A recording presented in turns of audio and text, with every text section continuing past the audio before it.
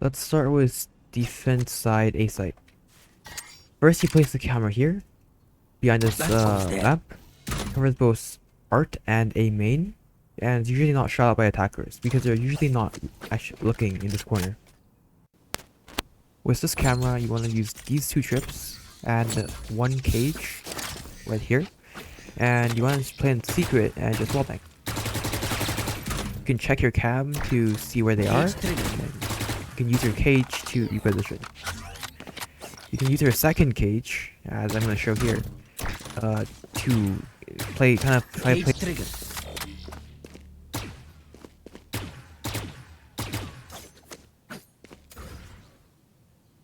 If the enemies shoot your camera too fast, you can just jump on here and place a much harder to shoot camera. It gives a bit less information, but I barely see anyone ever shooting it, so that's pretty good.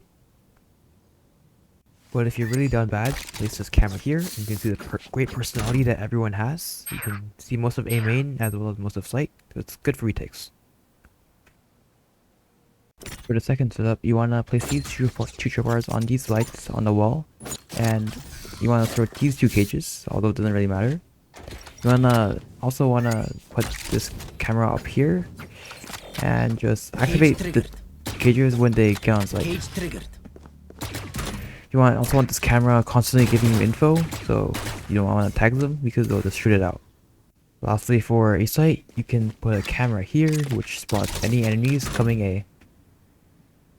Alright, moving on to B site now. You can throw these two really weird but really effective tripwires. Most enemies won't expect these.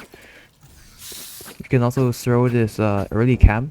It gives really good information because shows most of sight as well as their backs, so it won't actually get shot out that often. You can throw that cage and just shoot out of it to utilize your trips, and you can swing right or left out of it. For the second setup, just place these two trips and whatever cage you want, and it's basically fine. Yeah. You can also pair this setup with this camera, which covers the sight. You can also use this camera to surprise enemies because it's never ever broken.